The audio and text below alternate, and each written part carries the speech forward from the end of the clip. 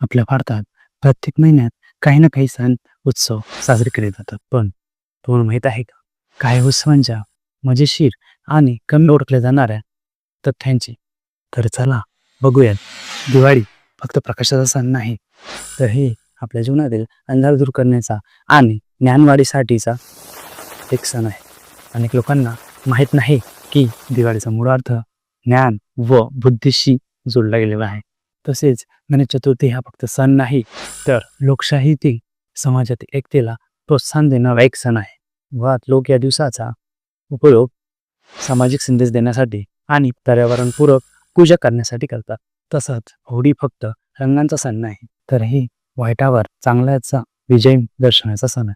काही गावांमध्ये या सणात पर्यावरणपूरक रंग आणि नैसर्गिक रंगांचा वापर केला जातो. भारतात प्रत्येक सण हे वेगवेगळ्या पद्धतीने साजरे केले जातात.